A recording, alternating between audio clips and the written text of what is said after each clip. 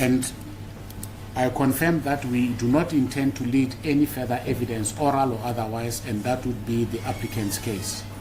Unless there is any aspect that the court might wish to hear me on, that is our application. Thank you, as the court pleases. Thank you.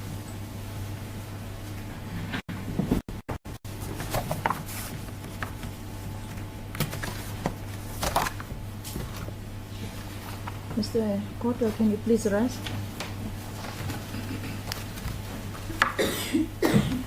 Did you understand the contents of the affidavit that was read on record? Yes, I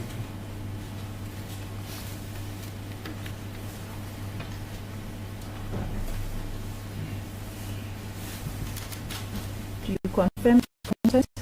Yes,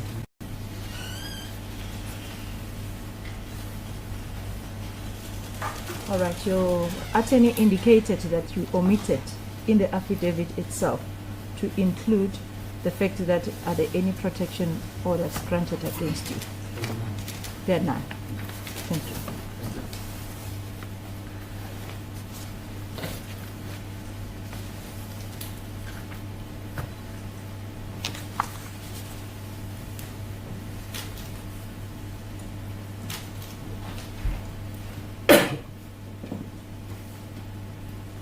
You may be seated. Thank you.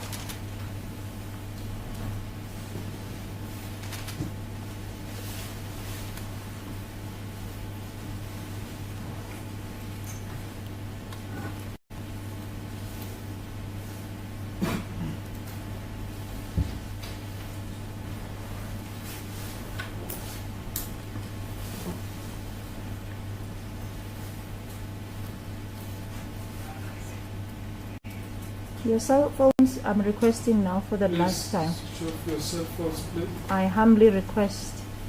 We are recording. This machine is also on the network like your cell phone. So it can interrupt the recordings. I'm pleading with you, members in the gallery.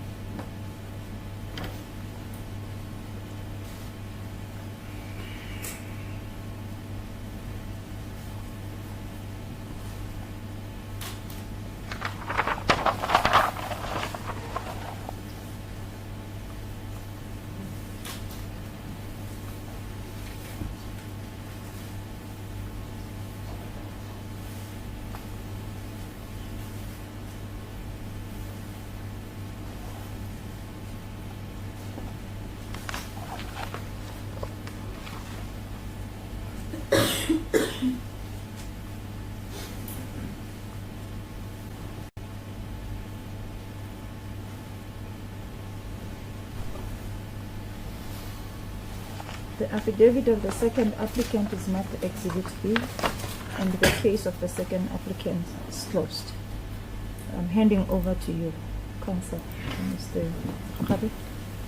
Please, the court, Your Worship. Your Worship, as indicated earlier, the application is unopposed, Your Worship. And I can just indicate that the respondent, Your Worship, will not be calling any witness to testify viva voce and or presenting any affidavit in relation to this. However, will be requesting to address the court from the bar, Your Worship, and with leave of the court, may I kindly be permitted to proceed doing so, Your All right, Worship. let me just close your case first so that you can address when you're submitting your closing address. I'll permit you to do so. Please, the court, Your Worship. So I'm closing your case now. No evidence orally or documentary by means of an affidavit. Your Worship, indeed, suffice to say that I can confirm that firstly, in respect of the first applicant, there are no previous convictions, Your Worship, or any pending matter. Secondly, his personal particulars have been confirmed. That is his place of residence, Your Worship. Okay. Can I just allow that when you do the closing address, as long as there's no any other evidence to be laid? As please the court, Your Worship. All right. So I'm closing the respondent's case. As please the court.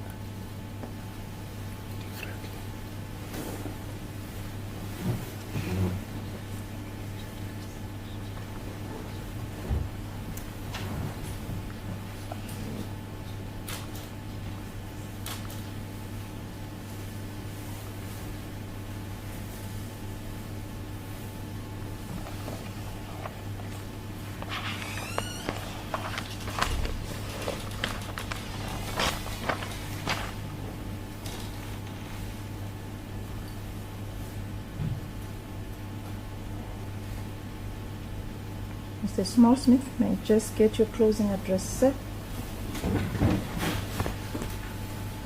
Your Worship, thank you.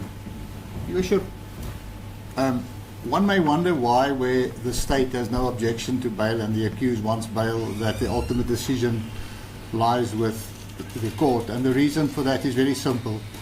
You are completely objective, not involved in the matter whatsoever.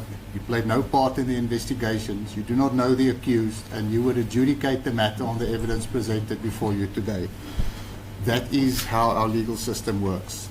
Your Worship, the basic principles of bail I do not have to address you on. It is mainly to strike a balance between the personal liberty of the accused, for him not to be detained unless it's necessary, and to make sure that the interests of society is not prejudiced by his release, in that he may interfere with witnesses and the investigation. It's not a form of anticipatory punishment, and it should not be punitively applied.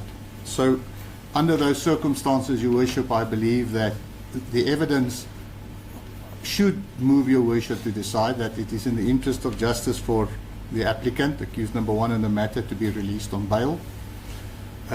Your Worship can indicate to me if you would like me to address you at this stage already on the conditions, or if you would only like me to address you on that once you've made your decision. No, the full address is okay. Your Worship, thank you. Your Worship, the ability of the accused to pay a reasonable amount of bail has been presented to Your Worship. The only real issue that we have would be the accused's ability to travel abroad. We did not take any chances by not handing in both his passports, and may I recommend that that one of the conditions of bail is that he is entitled to travel abroad if he presents a proper itinerary and the investigating officer and the prosecutor agrees to it. We would be quite happy with that, Your Worship, and that under those circumstances his movements would be monitored by the authorities. Your Worship, lastly, you've seen it in the affidavit. This is pretty much a textbook appearance in court. There was police investigation that was done. Accused was called to present himself for the making of a warning statement a few weeks ago. No high-handed and jackbooted arrest followed. The police and the NPA requested him to surrender himself this morning. He did. He was properly processed, brought straight to court, and here we have, at the first appearance, a proper and a detailed Schedule 5 bail application. In an ideal world, we would like all matters to be dealt with like that. Your Worship, under that circumstances, I believe that it is in the interest of justice for the accused to be released, and I request that that would also be your finding. Thank you.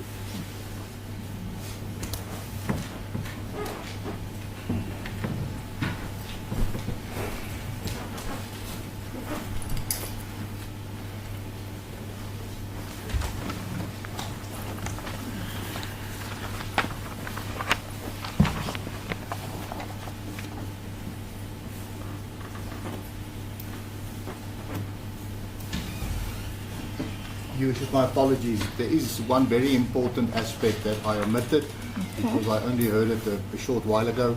Understand from the state that investigations are completed, and we will be presented with a copy of the docket this morning already. So there's really no reason why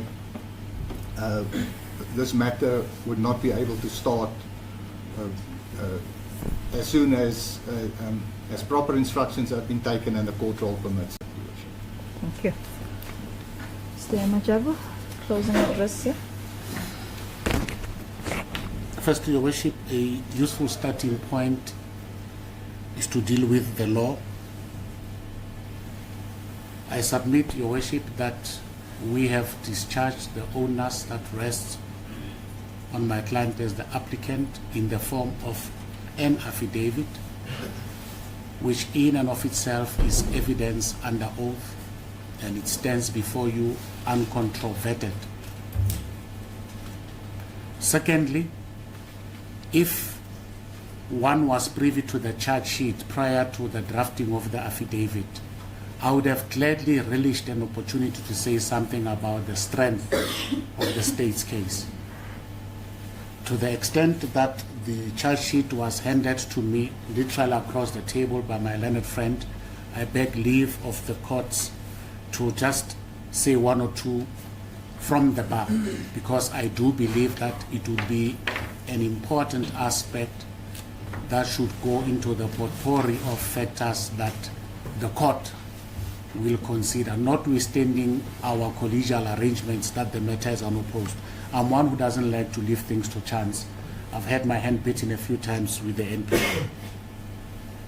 Your Worship, it is clear that there is reliance to the principle of common purpose, which I can tell you for free has not even been properly pleaded in the charge sheet. However, to the extent that the state seeks to rely on that, I am simply placing on record that they will be hard-pressed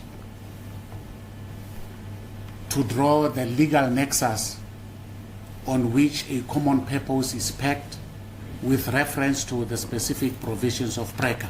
I would have dealt with that in my client's affidavit to demonstrate that all there is a carbon copy of what was said in the Zondo Commission. We'll deal with that when we peruse the content, and I'm glad that it will be made available today. I would have been remiss if I don't touch on that. But having said that, Your Worship, we believe that we have covered all the essential averments that need to be made with regard to the lens through which a court determining a bail application under Schedule 5 must deal with. And there's no need for me to rehash those submissions because they stand unopposed before you.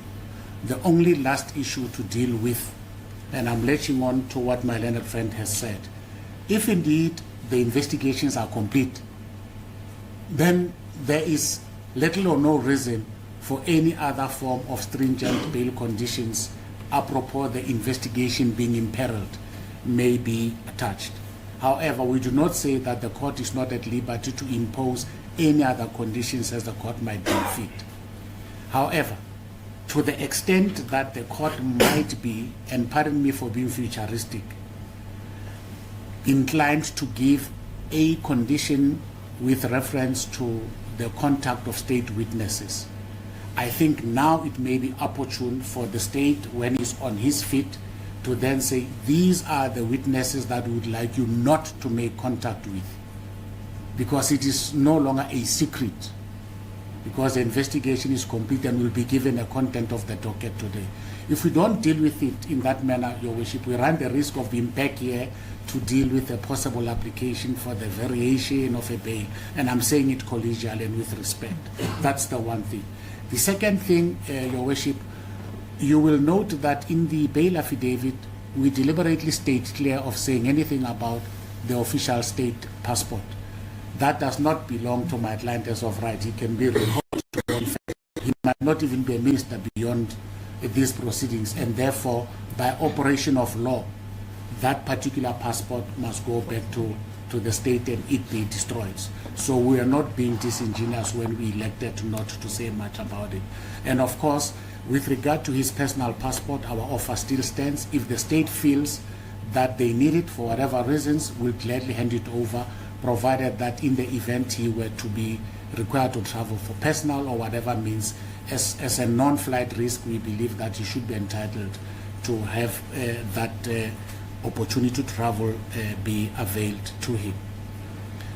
Lastly, and this is on strict instructions, regardless of what you decide, Your Worship, my client has instructed me to firmly place it on record that he does not locate himself above the law. He does not. It is unfortunate because he's a politician,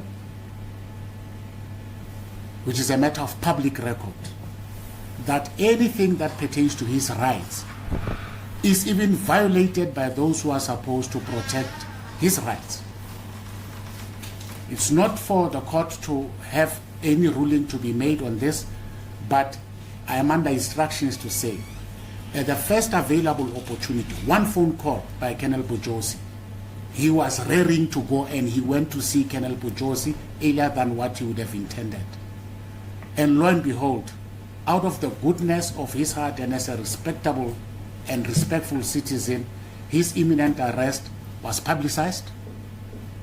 Information pertaining to the details regarding the charges was given to the media. I say this because I only, as his legal representative, have sight of it today, literally in court, and it's a carbon copy of what is contained herein.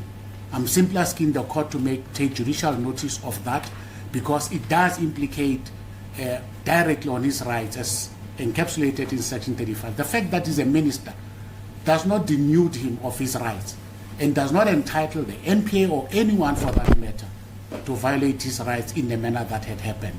I do not cast aspersions on my colleague in court.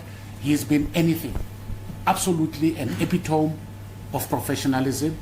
And I dare say, if all our police were to act like the way Colonel Bojosi did, would live in a better constitutional architecture.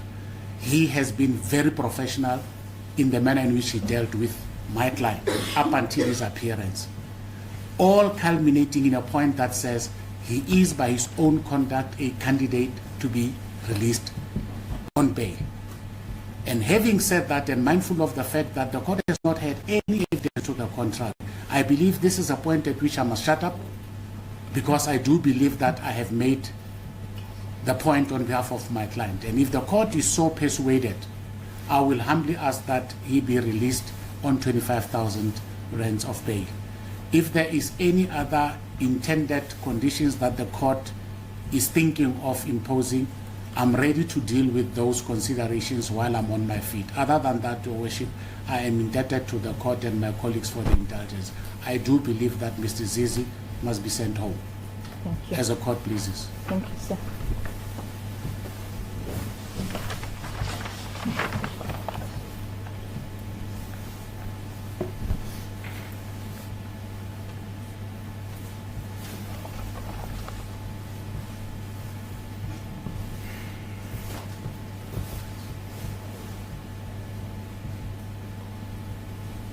Mr. Mkakhabese, can I have your closing address, sir? Yes, please, the court. Your Worship, as indicated earlier, it is an unopposed Your Worship bail application. And the respondent has the following address, Your Worship. I'll firstly start with address in respect of first respondent, Your Worship. I can confirm that there are no pending matters, Your Worship, and the applicant... First applicant, correct. Thank you. And that there are no previous convictions in respect of the first applicant. The personal particulars of the applicant, first applicant, has also been confirmed, as is his place of residence, Your Worship.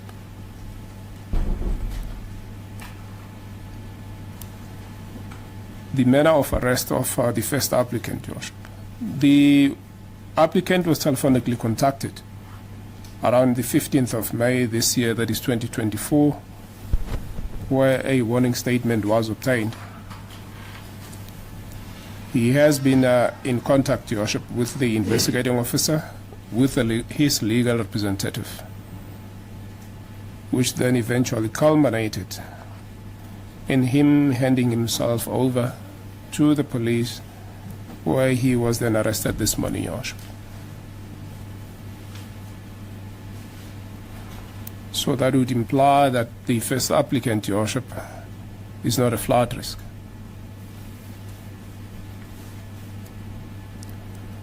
I'll then proceed to deal with the provisions of Section 60, subsection 4, in relation, firstly, to the interference either with witnesses and or investigations. I can confirm and place on record that investigations in this matter have been completed. So there's no fear whatsoever on the part of the respondent or // state that the first applicant, Your Worship, will interfere with other state witnesses and or investigations. As indicated earlier, investigations have been completed, Your Worship. I can further confirm that the first applicant's 2 passports are currently in the custody and or possession of the investigating officer, Colonel Bajosi, Your Worship.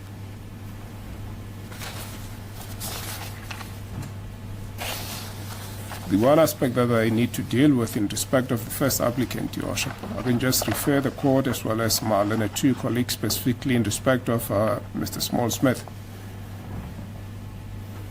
Your Worship will know that the affidavit have been numbered at the bottom right, and I'm specifically referring to paragraph 1.3.1, which will be on page 2.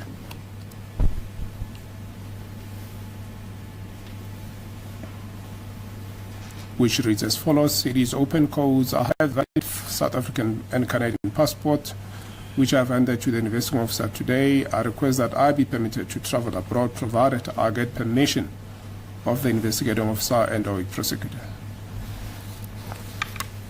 Your Worship, with regard to the permission by either the investigating officer or the prosecutor, Your Worship, I suppose it should just be a bail condition that when either of the accused, but because I'm currently dealing firstly with the first applicant, which is to travel, Your Worship, that should be communicated to the court, and that the court can get an indication with regard to the itinerary, and when that is done to the court, Your Worship, I think it's much more easier, rather than the prosecutor and the investigating officer being involved in this, Your Worship. So I suggest, if the court so wishes, that it be placed as a bail condition that when the first respondent wishes to travel, the court can then be approached with the necessary application and the itinerary.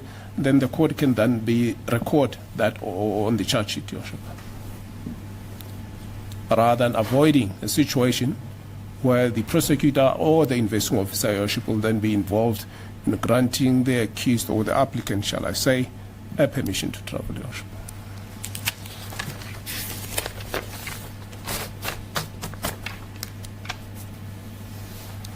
The other aspect, Your Worship, that I think I needed to touch on, Your Worship, is in relation to the warning statement, Your Worship.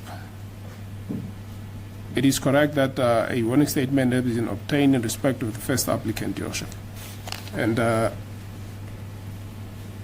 will, however, be dealt with at a later stage in respect after the remand of this matter. The quantum that has been suggested by my colleague in respect of the first applicant is 30,000. The respondent has no objection that the quantum, Your Worship, can be fixed if the court grants bail at the requested amount of 30,000.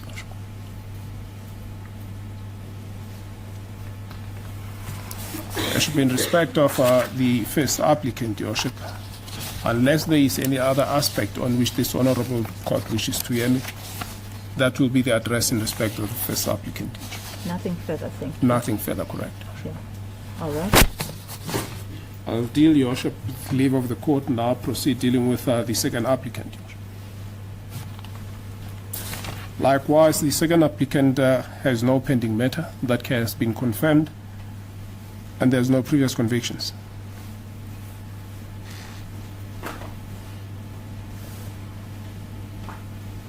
Personal particulars of the second respondent has been confirmed, that is his place of residence.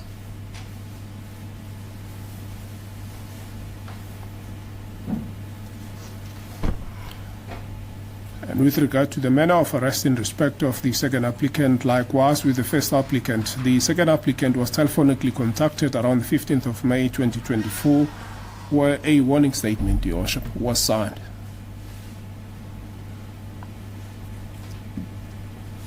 That would speak to the fact that he has been aware in relation to the investigation and the existence of the matter, firstly.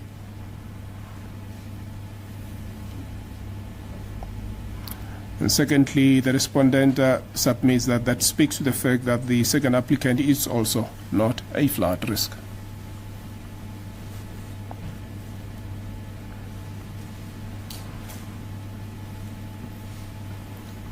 The respondent has already indicated to this honorable court that investigations in this matter are complete. And with regard to the provisions of section 60 subsection 4 of the Criminal Procedure Act, the respondent has no fear whatsoever that second respondent will either interfere, firstly, with investigations and or with witnesses.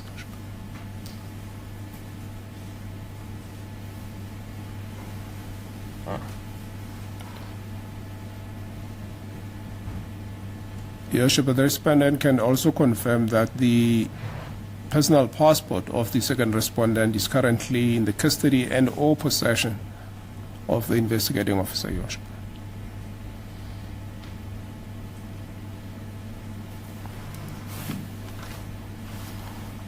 There are a couple of aspects or issues that has been raised by Mr. Majavu on behalf of the second respondent. And firstly, that will be in relation to the merits of the matter, Your Worship. This is a bail application. I'm not going to dissent, and with the greatest of respect to the merits of the matter, Your Worship, because this is a bail application.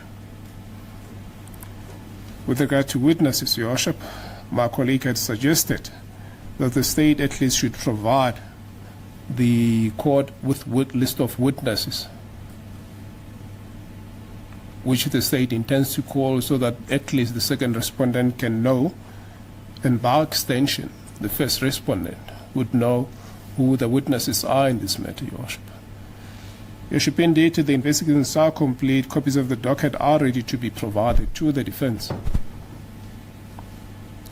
The state, as indicated earlier, has no fear whatsoever that any of the witnesses or either of the applicants before court will interfere with witnesses, Your Worship.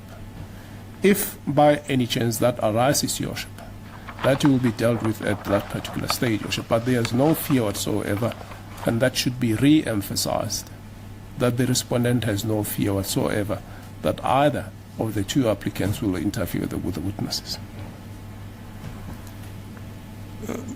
The issue of passport that has been raised by Mr. Majavu, Your Worship, it's already been dealt with. It is the personal passport of the second applicant is currently in possession of the investigating officer, Your Worship.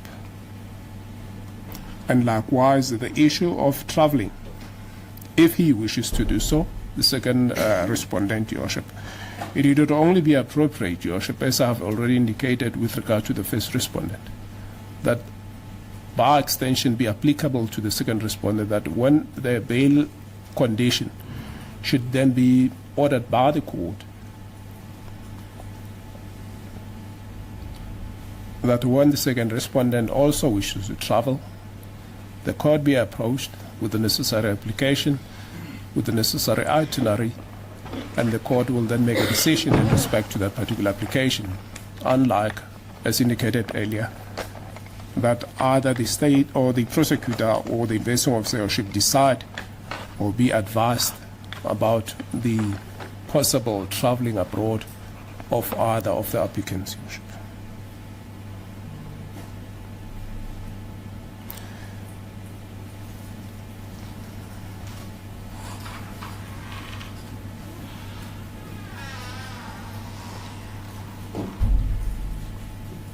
The last aspect that my colleague, Mr. Majavu, touched on, Your Worship, is the publication of the charge sheet, which in a way would have encroached upon the constitutionally entrenched rights of his client, Your Worship. I have noted that he had indicated hastily that he casts no aspersion in respect of the possible leaking of this document by the state, Your Worship.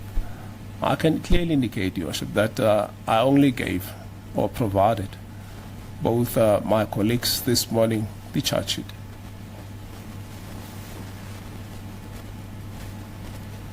So as to how, Your Worship, as my colleague indicates, that it landed in the public and obviously in the social media, Your Worship, that is surely beyond the respondent's control and knowledge, Your Worship.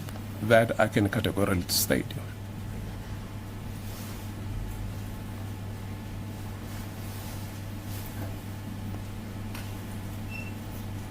I have noted, with regard to the quantum that has been suggested in respect of bail by the second applicant, it is 25,000 rands, which is obviously distinct from what the first respondent has suggested, Your Worship. The respondent's submission, Your Worship, in this matter is that bail should not be denied by the fact that it is unaffordable to the applicant. The respondent has no objection in respect of the amount that has been suggested in respect of the second applicant, Your Worship. So the 25,000 rands, Your Worship, is amenable to the respondent, Your Worship. Your Worship, unless there is any other aspect, Your Worship, with regard to the second respondent that the court wishes to hear me, that will then conclude the state's address, Your Worship, / respondent's address, Your Worship. Right. The only aspect that I need from the state is the fact that I don't know about the merits of the case. I would expect, if I don't get it from the defense, which is the constitutional right, but section 60 subsection 8, I think capital A, will require me to get something as to what happened, how are they linked, for me to arrive to the conclusion of if it's in the interest of justice that they should be released on bail. So if I can get that information, remember that bail, it's an inquiry, I need to get that information, because without that information, I would not have done my job. If I might just get clarity from the court. This Honourable Court inquiring from the state that is link between the applicants before court and the commission of the offence.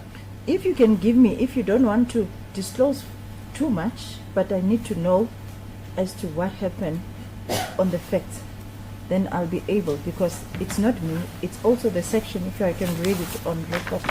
Let me just get it. Bishop, I do not have any doubt as to what the court is currently inquiring and with regard to the knowledge by the court of the law.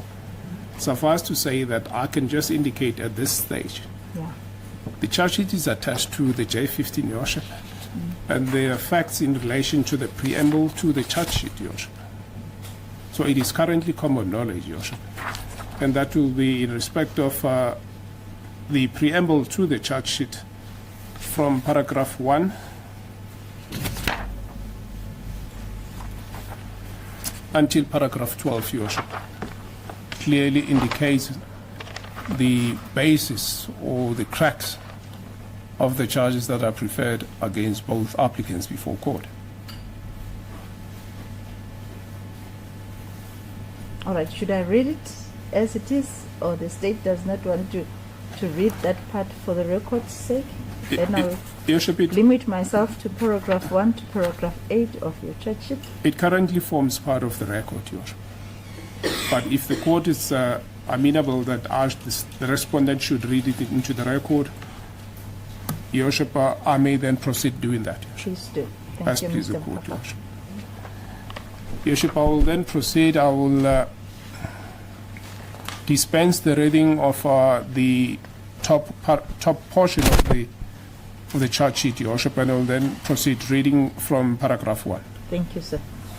It is the general preamble to the charge sheet, whereas at all relevant times to the charge sheet, point 1, Enterprise Outsourcing Holding is a holding company duly incorporated according to the laws of the South Africa with a registration number 1998/014669/06 and registered address at EOH Business Park, Gilolis View, Osborne Lane in Bedford View. 2. EOH is one of the largest information, communication and technology companies in Africa, and Stephen van Coller is the Group Chief Executive Officer. At the time of the commission of the offence, Your Worship, that should be emphasized. Paragraph 3. Technical Software System Bitua Ltd, in brackets TSS, is a private company duly incorporated according to the laws of the Republic of South Africa with the following registration number 1997/004051/07. And 4. The directorship of TSS has changed over time and between the period 23rd of October 2012 and the 18th of September 2013, Accused number 1 was the director of TSS. According to the records of the CIPC, on the 6th March 2015, on the 5th of March 2017, email correspondence was forwarded to accused 1 as the representative of TSS regarding the notification that the annual returns of the aforementioned periods were due. Point 5, TSS operates an ABSA bank account with the following account number. It's 4079003128. The signatories of the said bank account are Daniel Colin Keith McKay and accused 1. Point 6, accused 1 further operates a personal bank FNB bank account with the following account number 62233388 in respect of which he is the sole signatory. 7, accused 2 is a member of the African National Congress ANC in brackets during the period January 2014 and December 2017. Accused 2 was employed as the national spokesperson of the ANC. 8, accused 2 operates an ABSA bank account with account number 4079757032 in respect of which he is the sole signatory. 9, State Information Technology Agency, COCT Ltd, in bracket CITA, is a state-owned company charged with the responsibility of IT services to the government, with its registered address as follows: 459 Tita Street, Erasmus Clove in Pretoria. 10, on a regular basis, CITA invites private entities to a tender process as service providers where CITA does not have the capacity to render the specified IT services. 11, for the period April 2015 to February 2016, accused 2 received the following direct payments and luxury accommodation paid by and or facilitated by accused number 1. Your Worship, that is contained in the schedule. I'm not sure, should I read that or dispense with the reading, Your I Worship? think we're all aware of the schedule contained in the charge sheet. So we dispense with the reading thereof, Your Thank Worship. you. Dispense with the reading of Yes, the please. schedule. I'll then proceed reading on paragraph 12, Your Worship. Proceed, sir. The direct payments and luxury accommodation as set out in paragraph 11 above, paid by or facilitated by accused 1, to and on behalf of accused 2, were gratifications as defined in Section 1 of the Prevention and Combating of Corrupt Activities Act 12 of 2004 for the interventions by accused 2 in a government procurement process to advance the interest of accused number 1, TSS, and EOH. Paragraph 13, Your Worship, 14 and 15 only refers to the legal definitions, firstly in respect of what gratification is, and secondly the definition of unlawful activities in respect of the Prevention of Organized Crime Act 121 of 1998. Thank you. I think that will suffice for the court. Thank you, Mr. Mafaka. As please the court. Is there any other aspect on which this one? Thank As you. please the court, Your Worship. If there's any reply to the address of the state from the defense, I will allow you to do so.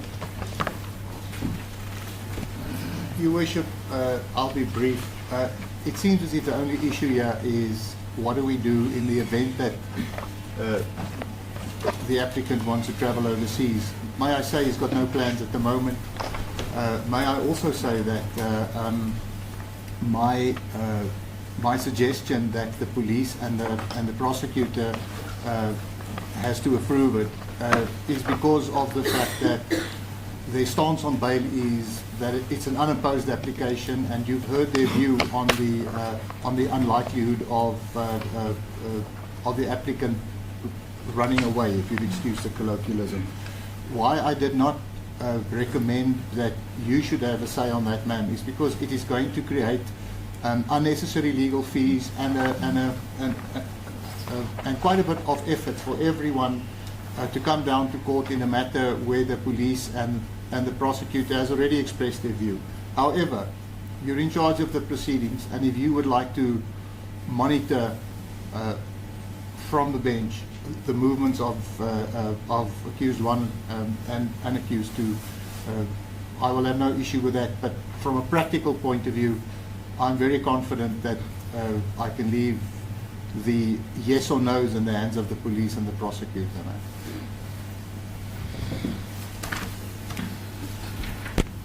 Your Worship, I do have something to say.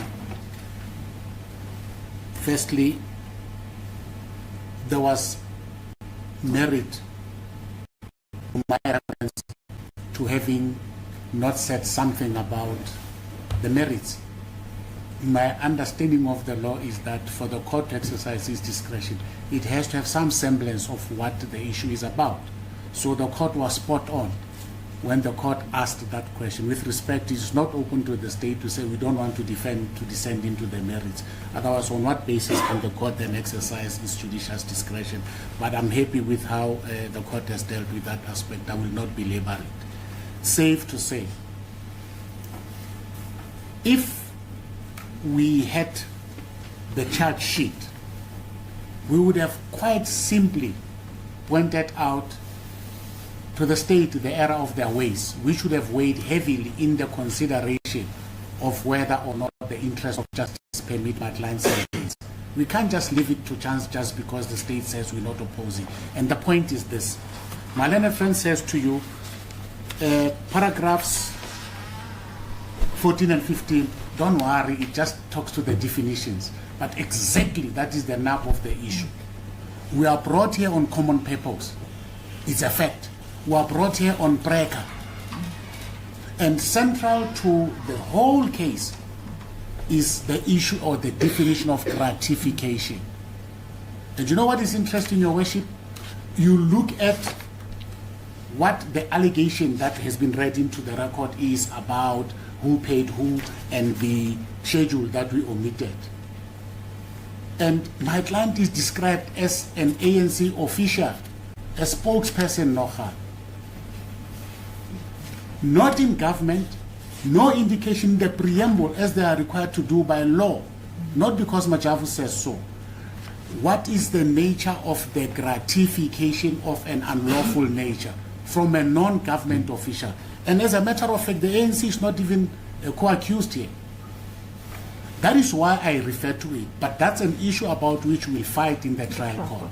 But there was moment to that submission. The issue with regard to the suggestion that the court should monitor the movements, with respect, it is unmeritorious. It is going to be an abuse of the already strained judicial resources. In instances where the state says, no, both of them are not flight risks. In fact, they handed themselves over. So on what basis can it be suggested that a court must then be drawn into administrative aspects? I do not leave it, like my learned friend says, in the hands of the court. I strongly submit that the court should stay clear of that arrangement. If one thinks of it practically, we are all practitioners here. When a legally trained person says an application to the court, it presupposes a formal application on notice. Now, and that application must be adjudicated to by a judicial officer. What dispensation in the Criminal Procedure Act makes provision for that? I'm simply saying, in all politeness, that we are overburdening the judicial system. There is absolutely no mischief that can be said to be sought to be avoided by the imposition of that condition.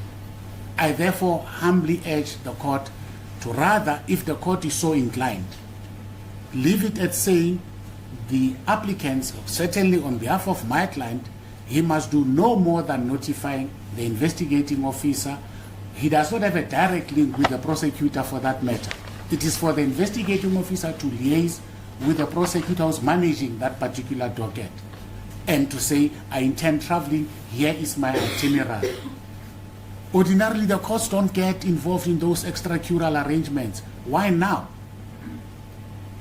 Why now? I ask rhetorically. So I stand by my submission that if the court is inclined to go in that direction, I didn't even realize that the passport was already handed over. That on its own is a step enough to restrict his movements. Other than that, Your Worship, I stand by my submissions, and I'm glad my learned colleague has clarified the issue about the leakage of the charge sheet.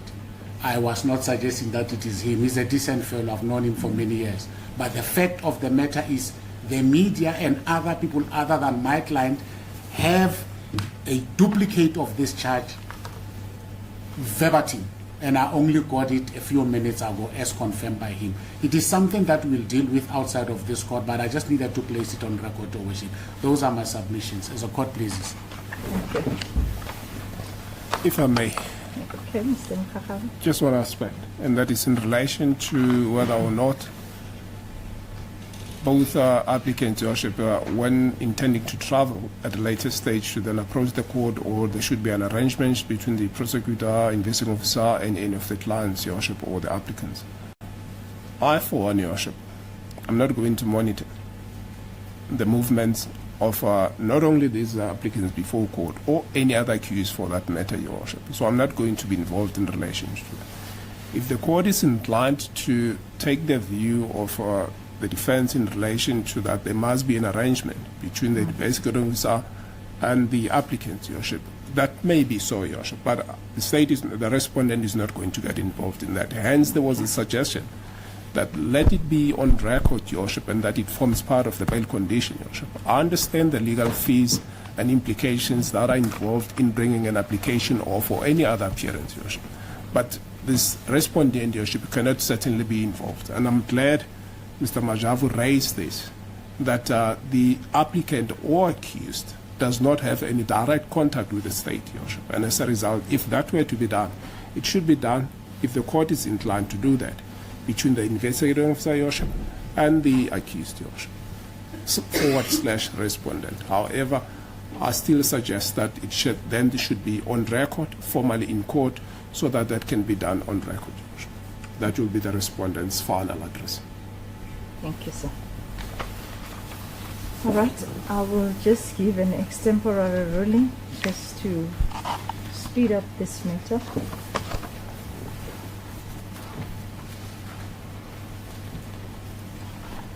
I'll ask the applicants to rise.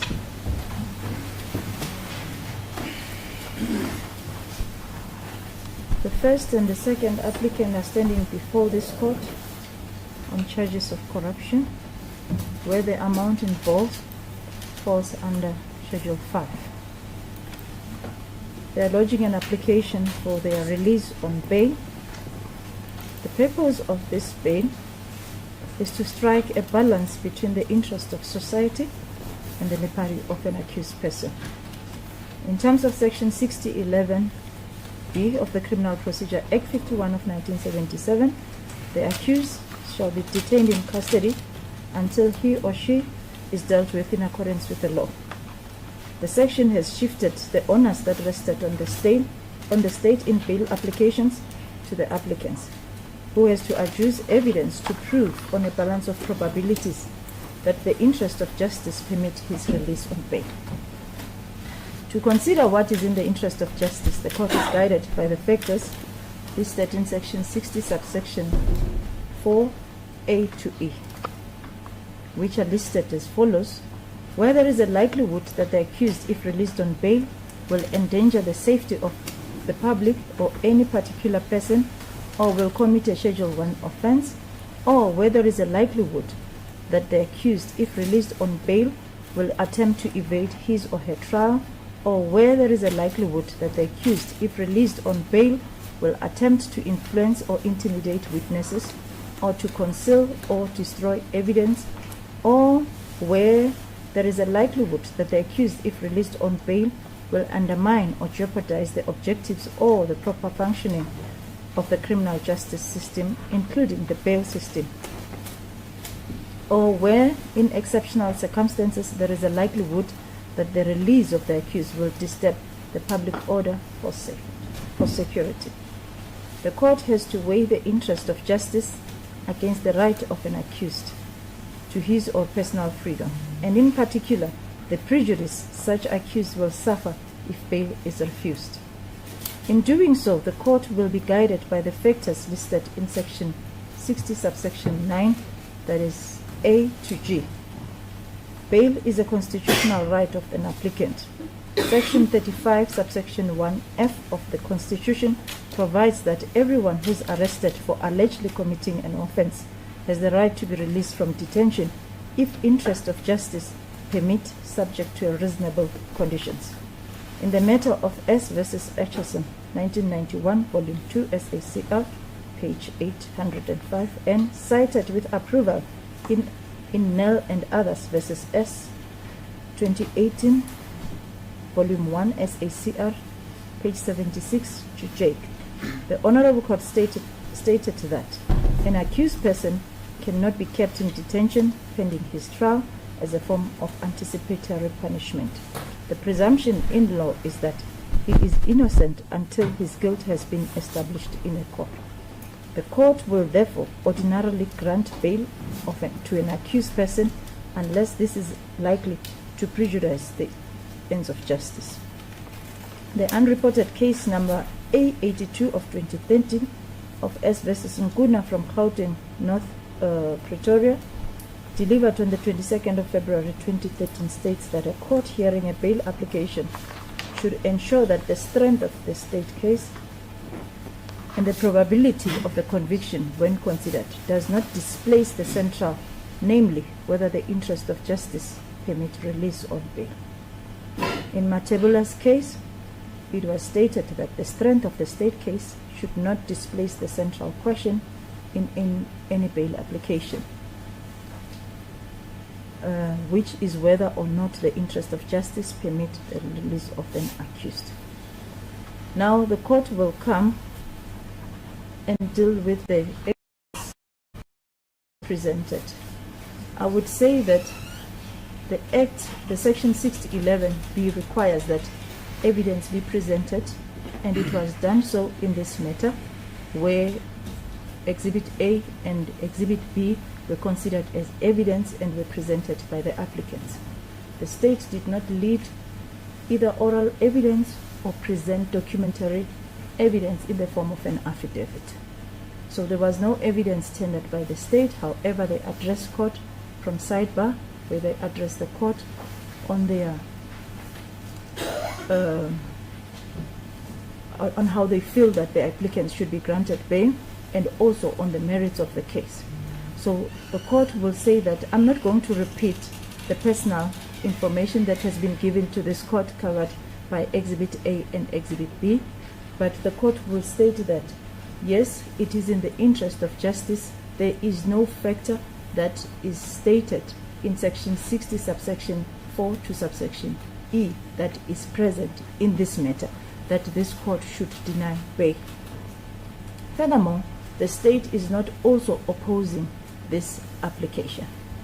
And the applicants that are standing before me are figures that are known to the public. That states on its own that they are not flight risk. So on that strength, I would say that the applicants managed to prove on a balance of probabilities that they are candidates for bail, and bail is granted by this court. Now I'll come to the second leg, which is an amount. I'm going to interfere with that one because I see there's disparity coming relating to the amounts. I'm one of the presiding officer. I know that one of the issues that the court should consider is the means of the applicant if you can pay that amount of bail. And this court is of the opinion that the second applicant, if this court can increase the bail to an amount of 30,000, the accused, it will not tantamount accused number 2 of this court of refusing you to be released on bail. Now, the court will make sure that the bail is of the same amount and it's granted in respect of applicant number 1 and number 2, and fixed in an amount as prayed for by applicant number 1 in the amount of 30,000, as well as in respect of applicant number 2, it's fixed an amount of 30,000. Now I'm coming to the condition. The first condition is that first and second applicant make sure that you attend court on every date, time and venue that this matter is postponed to until it's finalized. Remain in attendance until your name is called. If you fail to do so, warrant of arrest will be authorized immediately against you. The bail will be cancelled. Bail money will be forfeited to the state.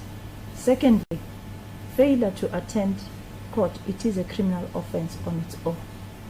So if convicted for that, it will be a term of imprisonment or a fine as a sentence. The second aspect I'm going to request is that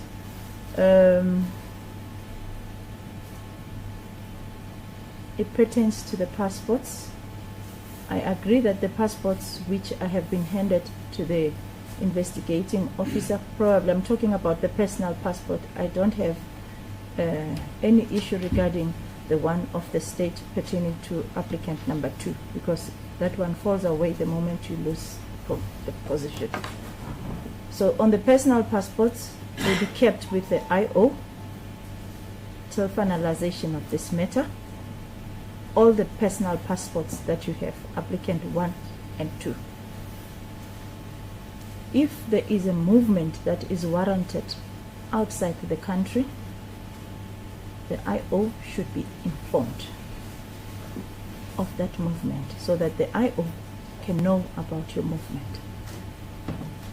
I know I heard Mr. Makakabe saying that I don't want to be involved. You know, this thing of having a sole decision to one person, sometimes it's not good. But the NPA should be informed that the applicant intends to move, and then they are notified of the movement. The last aspect, it pertains to the witnesses. That is the last condition. Now, the applicants should not have contact with the state witnesses. I'm going to request Mr. Makakabe to provide the list of the witnesses by end of today so that they know who the witnesses are involved, directly or indirectly. So there should be no contact with the state witnesses. Those are my conditions for the Spain. As pleases the court. As court, please, Your Worship. Your Worship, can I just address the court on the last aspect that the court has just indicated, that the state should provide the list of witnesses. You may be seated to applicant. Your Worship, I humbly request that it be provided at a later stage, Your Worship. The reason is that I'm unavailable physically as of today up until the end of the month, Your Worship. I will, however, liaise with my colleagues in relation to that, Your Worship, and it will be made available at a later stage. The date stage of making this list available will be discussed between the parties involved. I'm talking about the legal representative and the prosecution. Please, the court, Your Worship. Thank you. That's sensible, Your Worship. Thank you. All right. Suppose the outstanding thing, Your Worship, at this stage is a remand date. Yes. Your Worship, my colleague and I have approached the custodian of the Central Diary with a remand date. The agreed upon date with leave of this Honourable Court is the 23rd of July, 23rd July. It is back to court number 10, Your Worship. 23rd of July, court 10. Correct, Your Worship. And the reason for the remand, in the light of the fact that copies of the docket will be provided to the defence after this remand, it is for consultation and instructions, Your Worship. And I suppose both my colleague will then confirm and address the court in respect to the date, Your Worship. As please the court. Thank you, sir.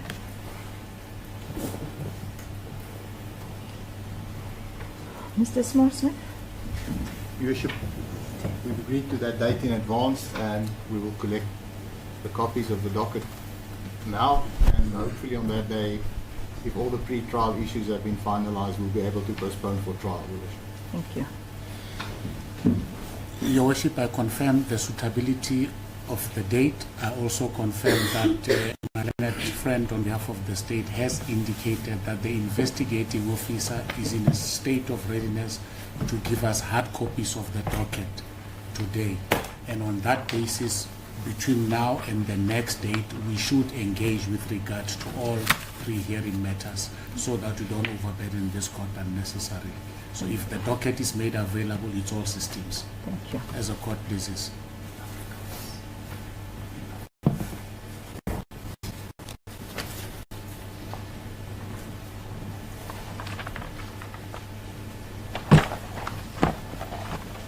Can you please be patient with me? I just want to write the conditions on the charge sheet.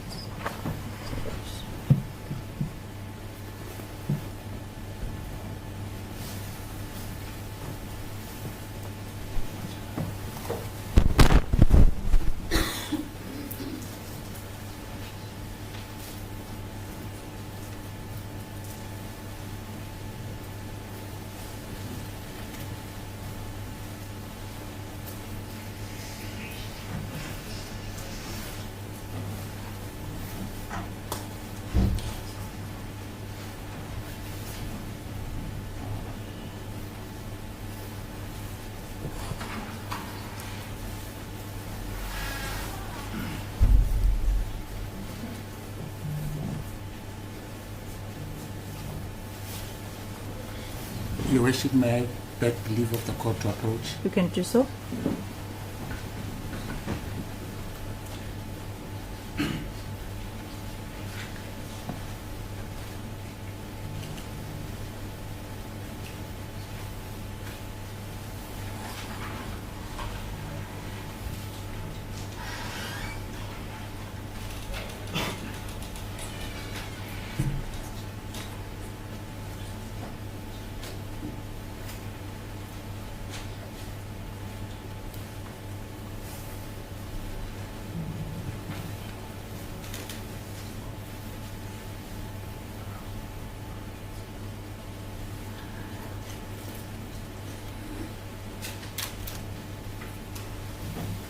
I'm indebted to the court, Your Worship. You're welcome, sir.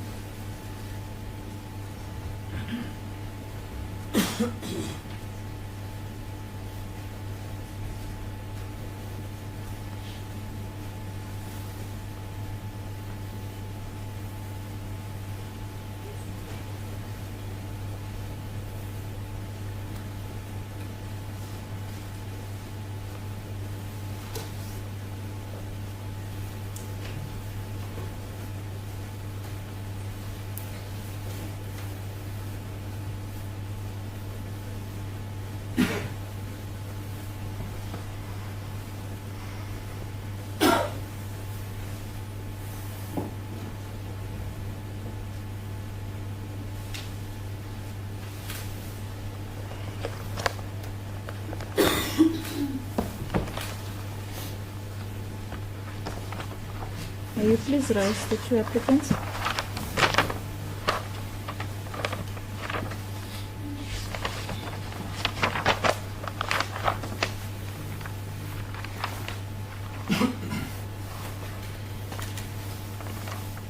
Now your matter is transferred to court number 10. The matter is postponed to the 23rd of July, back to court number 10 at 8:30. It is for consultation as well as instruction. Accused 1 and 2 in custody, bail granted and fixed at 30,000 for each accused. Thank you. You may step down.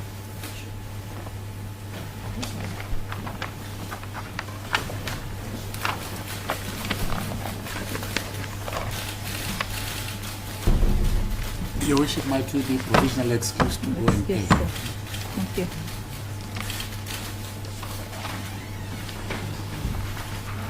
All right.